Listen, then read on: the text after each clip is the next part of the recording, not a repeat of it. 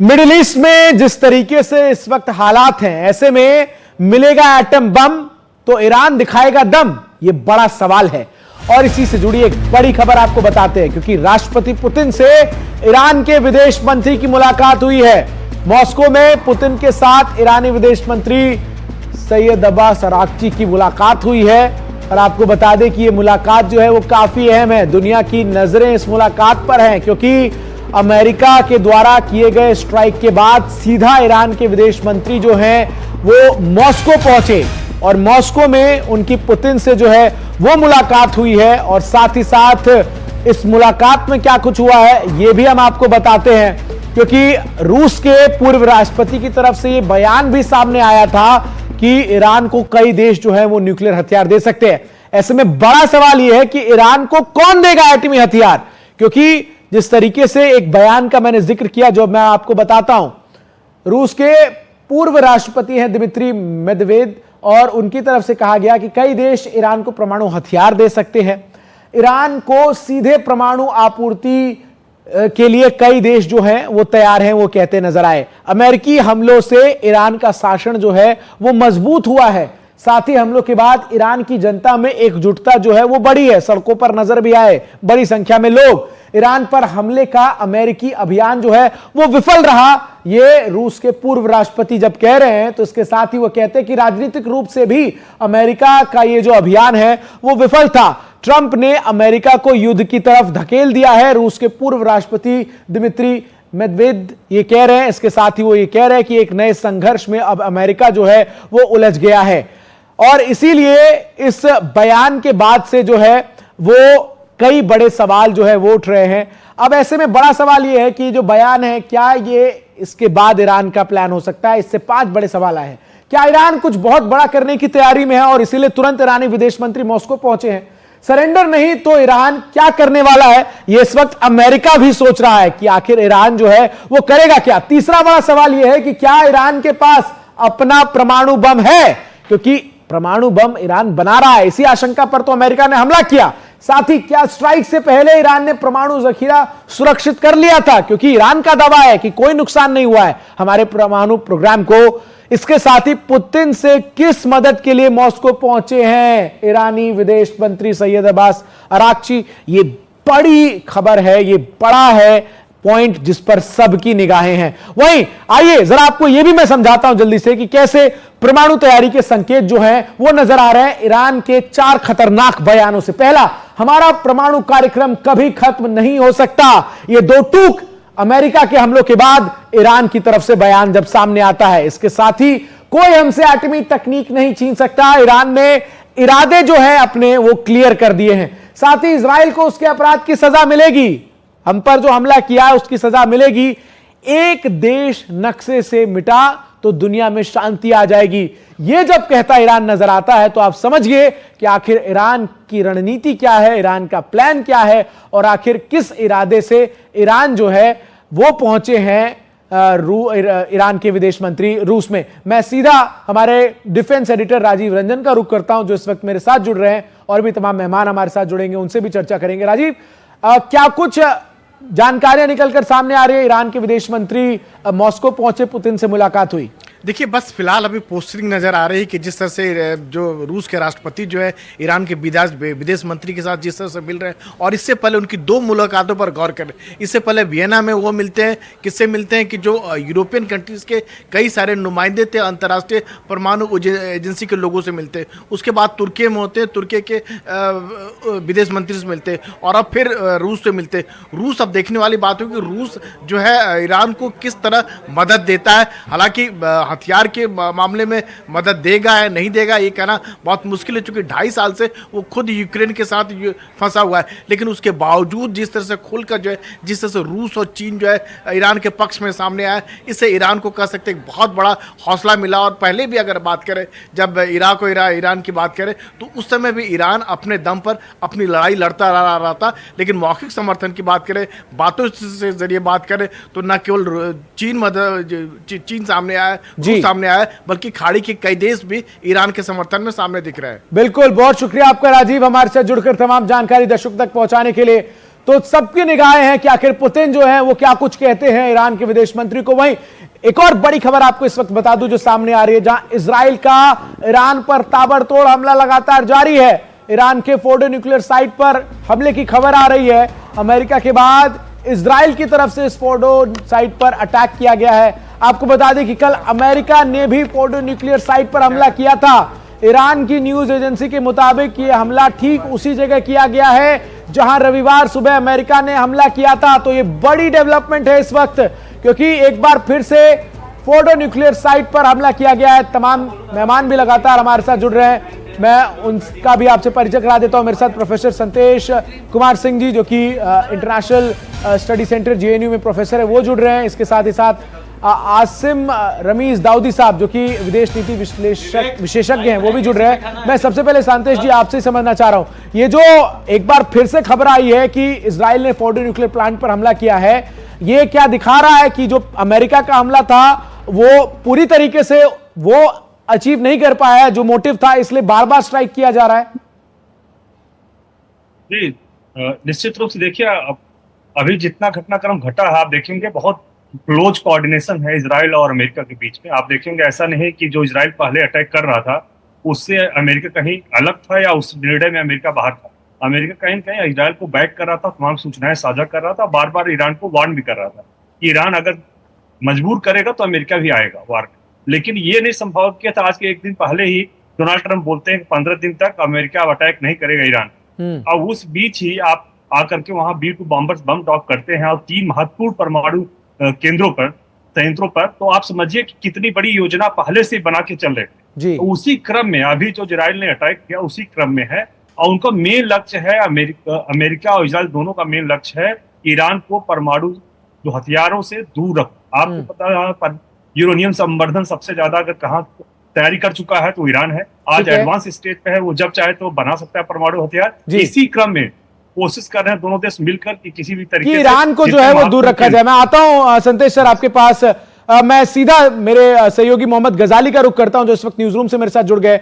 गजाली, ये जो खबर अब से कुछ देर पहले सामने आई है कि इजराइल की तरफ से फोर्डो न्यूक्लियर प्लांट पर एक बार फिर हमला किया गया है, कल जब आप हमें ग्राफिक्स के जरिए और तस्वीरों के जरिए बता रहे थे जो अमेरिका का स्ट्राइक था, ईरान का जो दावा है कि कुछ नुकसान नहीं हुआ है, कोई कैजुअलिटी उस प्रकार से नहीं हुए जैसा अमेरिका दावा कर रहा है, क्या ये जो इजराइल का दोबारा स्ट्राइक है ये कहीं ना कहीं ईरान के दावों को और मजबूत कर रहा है? बिल्कुल, कहीं ना कहीं या तो ये शक में रह गए हैं कि इन हमलों से पहले वहाँ पर जो भी न्यूक्लियर लैब में जो चीज़ें थीं यूरेनियम एनरिचमेंट के लिए, उनको या तो वहाँ से हटा लिया गया और इन हमलों का उतना असर हुआ नहीं जितना उसका हुआ बनाया गया था, या उस हमले से वो मकसद पूरा नहीं हो सका जिसका दावा यूएस और इजराइल कर रहे थे। तो आप देखेंगे कि पिछले 24 घंटे में हमले के बाद डोनाल्ड ट्रंप को भी देर रात ट्रुथ सोशल अपने सोशल मीडिया पर लिखना पड़ा कि हमने उसको डैमेज कर दिया। फिर आज फोर्डो में दोबारा हमला करना पड़ा, तो उससे भी कहीं ना कहीं जो शक की गुंजाइश बनी हुई है उसको और हवा मिलती है कि शायद न्यूक्लियर प्रोग्राम जो ईरान का है उसको उस तरह का धक्का नहीं पहुंचा है जैसा इजराइल और यूएस का मकसद था। बिल्कुल बिल्कुल गजाली, लगातार तमाम मेहमान भी मेरे साथ बने हुए। मैं एक छोटा सा सवाल जो है वो इस वक्त आसिफ रमीज दाऊदी साहब से भी पूछ लेता हूं। दाऊदी साहब, सवाल अब यहां पर यह है कि अब निगाहें सबकी जो है वो केवल एक बैठक पर है जो इस वक्त चल रही है, जहां व्लादिमीर पुतिन ईरान के विदेश मंत्री से मुलाकात कर रहे हैं। क्या इसके बाद पुतिन किस तरीके से इसमें इन्वॉल्व होते हैं यही तय करेगा कि यहां से चीजें एस्केलेट होंगी या फिर डी एस्केलेट होंगी? इसमें कोई शक नहीं है कि ये जो बैठक है ये बहुत ही अहम है। इसका सबको इंतजार था, इसकी सबको उम्मीदें भी थी। हालांकि रशिया ने, चाइना ने एक तरह से जो एक सपोर्ट दिखाया है, खुल के तो किसी भी तरीके का कोई मिलिट्री एक्शन पे कुछ भी वैसा स्टेटमेंट नहीं आया, लेकिन ऐसा दिखता है कि कुछ फायदे ईरान को इससे मिलेंगे। लेकिन इस मीटिंग के बाद और इस मीटिंग के पहले जो सिचुएशन है, उस सिचुएशन में ये देखिए कि जिस तरह से इजराइल ने दोबारा से फोर्डो में अटैक किया और यहाँ पे ईरान के विदेश मंत्री का वहां मौजूद रहना, ये दोनों चीजें एक साथ जब हो रही हैं तो इससे अंदाजा लग रहा है कि प्रेशर बहुत ज्यादा है इजराइल पे और अमेरिका पे। दूसरी चीज है कि लैक ऑफ कोऑर्डिनेशन भी दिखता है कि कोऑर्डिनेटेड अटैक्स नहीं है। और तीसरी चीज ये है कि एक फेल्ड अटेम्प्ट भी, जो अमेरिका ने पहले कहा था कि फोर्डो, इस्फहान और तमाम ये तमाम 3 जगहों पे जो अटैक्स हुए थे, तो अब इससे ईरान का मनोबल कहीं ना कहीं और ऊंचा होता हुआ दिखता नजर आ रहा है। और आप एग्रेशन भी देख सकते हैं। तो ये बहुत 3 क्रूशियल पॉइंट सर आपने उठाए हैं और इसी से आगे भी जो है वो डिस्कशन को कैरी फॉरवर्ड करेंगे। लेकिन एक बड़ी खबर है, वो भी जरा मैं दर्शकों को बता दूं, जहां आईएईए प्रमुख का बयान जो है वो सामने आया है कि अमेरिका ने इस्फहान में यूरेनियम साइट पर हमला किया है। इस्फहान में कुछ सुरंगों को भी नुकसान पहुंचा है। आईएईए प्रमुख की तरफ से ये बयान जो है वो सामने आया है। कल एक आपातकाल बैठक भी जो है वो इस संगठन की तरफ से बुलाई गई थी और अब जो बयान सामने आया है उसके मुताबिक ये कहा गया है कि अमेरिका ने इस्फहान में यूरेनियम साइट पर हमला किया है। इस्फहान में कुछ सुरंगों को भी नुकसान पहुंचा है। मैं जल्दी से संदेश सर एक छोटा सा रिएक्शन आपसे चाहूंगा, लेकिन उससे पहले आइए जरा हम एक बार पहले दर्शकों को बताते हैं कि जिस जगह पर स्ट्राइक की गई है आखिर वो किस तरीके से इस्फहान न्यूक्लियर प्लांट जो है वो अब नजर आ रहा है और कैसे ये बहुत ही क्रिटिकल अटैक था जो अमेरिका ने कैरी फॉरवर्ड किया, जिसमें ईरान का सबसे बड़ा एटमी रिसर्च कॉम्प्लेक्स इस इस्फहान न्यूक्लियर साइट को जो है वो कहा जाता है। हम आपको अहमियत समझा रहे हैं जिन 3 जगहों को चुनकर अमेरिका ने स्ट्राइक किया है। मध्य ईरान में स्थित ये इस्फहान न्यूक्लियर साइट है और उसकी ये तस्वीरें आप देख रहे हैं कि स्ट्राइक के बाद किस तरीके से यहां पर तबाही का मंजर है। 1984 में चीन की मदद से इस्फहान न्यूक्लियर साइट को ईरान ने जो है वो बनाया था। इसके साथ ही साथ आपको यह भी बता दें कि 3000 कर्मचारी इसमें काम करते हैं। इसके साथ ही साथ चीन में बने 3 रिएक्टर इस न्यूक्लियर साइट जो कि इस्फहान में है वहां एक्टिव है और साथ ही साथ परमाणु ईंधन उत्पादन की इसकी क्षमता जो है वो है और इसीलिए अमेरिका ने इसको टारगेट किया है। अगला टारगेट कौन सा था? नातांज। जल्दी से आइए आपको नातांज साइट की अहमियत जो है वो हम समझाते हैं कि आखिर क्यों इसको अमेरिका ने चिन्हित किया। नातांज न्यूक्लियर साइट, और ये आप उसकी तस्वीरें भी देख रहे हैं, ईरान का सबसे बड़ा जो यूरेनियम संवर्धन प्लांट है वो नातांज है। तेहरान से इसकी जो दूरी है वो 250 किलोमीटर दूर है और सतह से ऊपर 6 मंजिला ढांचा जो है वो यहां बना हुआ है। प्लांट में 3 अंडरग्राउंड फ्लोर मौजूद हैं। इसके साथ ही साथ प्लांट में सेंट्रीफ्यूज बनाए जाते हैं। 50,000 सेंट्रीफ्यूज बनाने की क्षमता इस नातांज न्यूक्लियर साइट की है। इसके साथ ही साथ यूरेनियम संवर्धन में काम आती है सेंट्रीफ्यूज मशीन। अगला जो टारगेट था वो फोर्डो न्यूक्लियर साइट का था। आइए उसकी अहमियत जल्दी से हम आपको समझाते हैं। ये जो है वो ईरान का सबसे गुप्त एटमी ठिकाना है क्योंकि ये एक ऐसे टेरेन में है जिसके बारे में बहुत ही कम जानकारियां हैं। सबसे सुरक्षित अंडरग्राउंड फैसिलिटी जो है वो इस फोर्डो न्यूक्लियर साइट की है। इसके साथ ही साथ जमीन की सतह से 295 फीट नीचे जो है वो बनाया गया है ये जो फोर्डो न्यूक्लियर साइट है। 60 से ज्यादा यूरेनियम के भंडार यहां पर मौजूद हैं और इसके साथ ही साथ आपको यह भी बताऊं कि तेजी से वेपन ग्रेड यूरेनियम बनाने की क्षमता जो है वो इस फोर्डो न्यूक्लियर साइट में है और इसीलिए इन तीनों साइट्स को जो है वो टारगेट किया गया। हमने आपको समझाया कि आखिर क्यों जो है वो इन तीनों ठिकानों को अमेरिका ने चिन्हित किया और अब इजराइल भी आखिर क्यों एक बार फिर से इन पर निशाना जो है वो साध रहा है। एक क्विक रिएक्शन में संदेश सर आपसे चाहूंगा। डिटेल्ड एक्सप्लेनेशन हमने दर्शकों के सामने रखी है, लेकिन अब आगे क्या होगा इस पर सबकी निगाहें हैं क्योंकि अमेरिका भी यहां पर चेतावनी दे चुका है संदेश साहब। तो दूसरी तरफ जो रूस के विदेश मंत्री हैं उनका बयान आ चुका है कि ये जो हमला है ये गलत है और अब पुतिन और ईरानी विदेश मंत्री की मुलाकात। जी संदेश साहब आप तक आवाज जा रही है? ठीक है, मैं रमीश जी आपसे यही सवाल जो मैंने संदेश जी से पूछा, if you could answer. If you can please repeat the question. अब जो सबसे बड़ा सवाल है वो यही है कि यहां से आगे स्थितियां कैसे बढ़ेंगी क्योंकि एक तरफ पुतिन की मुलाकात है ईरानी विदेश मंत्री से, दूसरी तरफ अमेरिका वेट एंड वॉच की स्थिति में है। देखिए आगे की स्थिति ये बढ़ सकती है कि हो सकता है कि डी एस्केलेशन की तरफ बात जाए। वो इसलिए कि रशिया ऑलरेडी यूक्रेन के साथ बहुत ही सालों से इंगेज है। अमेरिका ने जो ये एक अटेम्प्ट लिया वो कहीं ना कहीं एक फेल्ड अटेम्प्ट दिख रहा है और इजराइल ने जो ये वायलेशन किया इंटरनेशनल लॉज का और किसी कंट्री के सॉवरेनिटी पे जो एक अटैक है, इन चीज़ों पे काफ़ी ज़्यादा क्रिटिसिज्म भी हो रही है। आप यूनाइटेड नेशंस की बात करें, दूसरे कंट्रीज की बात करें, उसको जहन में रखते हुए हो सकता है कि वो प्रेशर बने। अभी एक कहीं ना कहीं एक ब्लफ या प्रेशर देने की टेक्निक हो सकती है कि किसी भी तरीके से इतना दबाव बना दो, लेकिन वो दबाव मैं अभी इससे पहले भी आपसे अर्ज कर रहा था कि आप अगर इस्फहान की बात करें, नतांज की बात करें या फोर्डो की बात करें, आखिरकार दोबारा से वहां पे अटैक करने की खबरें क्यों कर आ रही हैं? वो इसलिए कि अगर पहली बार वो सही से नहीं अपने टारगेट को अचीव कर पाए तो दोबारा ये खबरें आ रही हैं। और इसके बाद का जो प्रेशर है, कहीं ना कहीं पूरी दुनिया ये जानती है कि अगर रशिया और चाइना का डायरेक्ट इन्वॉल्वमेंट, वैसे तो डायरेक्ट होना मुश्किल है, लेकिन अगर हो गया और जो दूसरे और कंट्रीज हैं जो ईरान के साथ खुल के सामने आने की कोशिश कर सकते हैं, या फिर आप न्यूक्लियर सपोर्ट की जो बात चल रही है वो हो सकता है, तो प्रेशर बहुत ज्यादा आएगा। इन तमाम प्रेशर को देखते हुए, जैसा हम जानते हैं कि पूरी दुनिया अभी वॉर को झेलने की पोजीशन में नहीं है और मिडिल ईस्ट में भी काफी प्रेशर। मैं एक मिनट आशीष साहब आपको रोक रहा हूं क्योंकि बहुत इंपॉर्टेंट पॉइंट आपने यहां पर रेज भी किया है। अब एक और बड़ी खबर दर्शकों को बता दें, जहां अमेरिका पर पलटवार की तैयारी में ईरान नजर आ रहा है।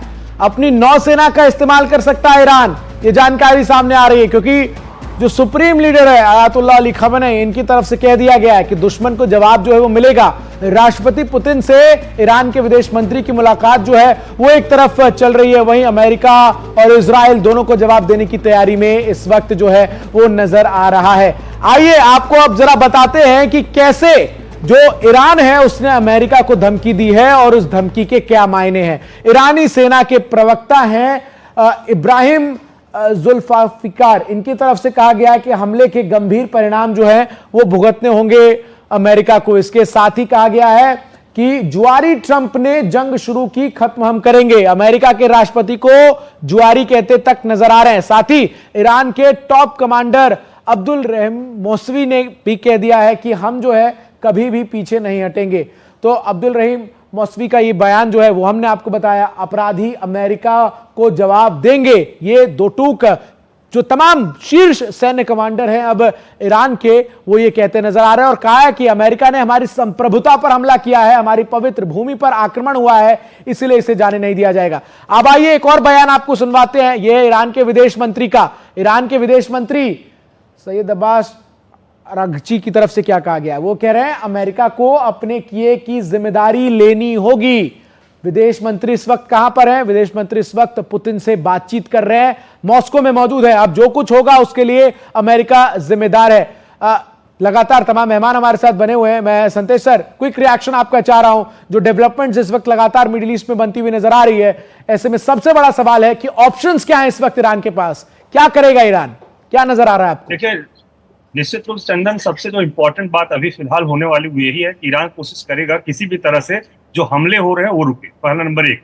नंबर दो ये होगा कि वो चाहेगा मीडिएशन ऐसे कंट्रीज का हो जो उसके ब्लॉक में है, या कह सकते हैं जो न्यूट्रल है। ऐसा ना हो कि वो जो यूएस इंक्लाइन कंट्रीज हैं वो कहीं के मीडिएशन करें, क्योंकि वो चाहेंगे कि उनके यूएस इजराइल के हिसाब का निर्णय लिया जाए और जो चाहे वैसा ही काम। तो मुझे लगता है फिलहाल वो यही कोशिश करेंगे, या तो अंतर्राष्ट्रीय संस्था सामने निकल के आए। देखिए, अंतर्राष्ट्रीय संस्थाओं में भी आप देखेंगे यूएस का ही डोमिनेंस है। कोशिश यही करेंगे चाइना और रशिया, वो जिस कंट्री का नाम रिकमेंड करे वो, प्लस साथ ही साथ इजराइल अमेरिका जिस कंट्री पे एग्री करे वो मीडिएट करे और किसी तरह समझौते के टेबल पे लाने जाने की कोशिश किया जाए। हाँ, सबसे बड़ा जो अभी किया जाएगा वो होगा वार को रोकने की, किसी तरह से युद्ध रुके, क्योंकि लगातार पिछले कई दिनों से हमले हो रहे हैं और इससे उसकी जो पूरी व्यवस्था है, अर्थव्यवस्था कह सकते हैं, संरचना है, आप देखेंगे उस तरह बहुत प्रभावित हुई है। कोशिश करेंगे कि वो अभी फिलहाल वार रुके, अभी सबसे बड़ा यही होगा। और जो वेट एंड वॉच की रणनीति जो है वो हो सकती है ईरान की, ये संतेश सर कहते हुए नजर आ रहे हैं। एक और बड़ी खबर इस वक्त सामने आ रही है, वो जरा दर्शकों को बताते हैं, क्योंकि हमले जो है वो केवल ईरान नहीं कर रहा है बल्कि इजराइल भी ताबड़तोड़ हमले कर रहा है। इजरायली सेना की तरफ से तेहरान के क्षेत्र पर हमला जो है वो किया गया है और इजराइल के निशाने पर आईआरसीजी मुख्यालय है। लगातार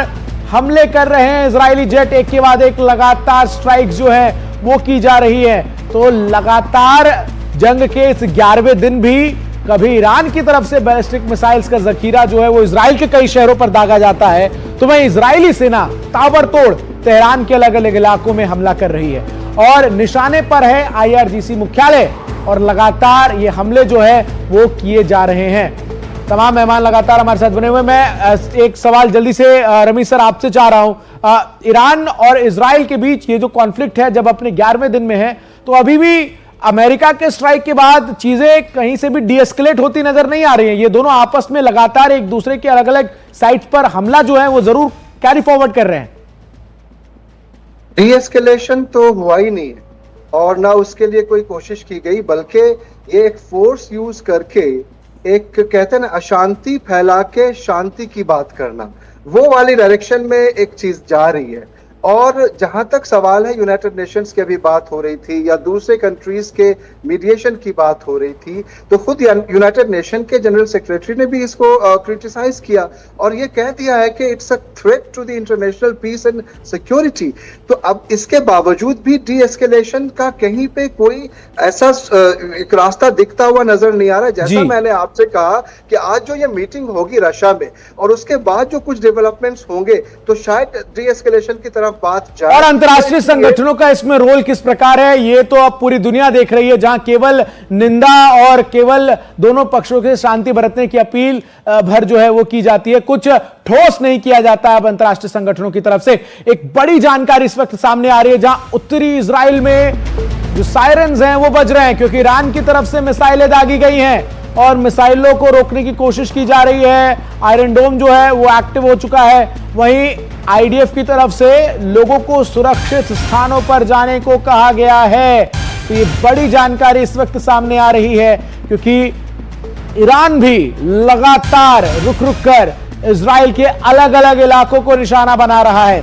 तेल अवीव से लेकर अशदोद, अश्कलोन, सिद्रोत, हाइफा जैसे तमाम जो शहर है वो सब ईरान के रेंज में इस वक्त नजर आती हैं क्योंकि मिसाइल्स जो हैं वो लगातार दागी जा रही हैं। जैसे ही ईरान की तरफ से मिसाइल्स फायर की जाती हैं, जो इजरायली एयर डिफेंस सिस्टम है वो एक्टिवेट हो जाता है। तुरंत जो लोग हैं जो इस वक्त इजराइल में अलग अलग इलाकों में रह रहे हैं उन तक वार्निंग सिग्नल्स जो हैं वो पहुंचे जाते हैं और उनको सुरक्षित बंकरों तक पहुंचने को कहा जाता है।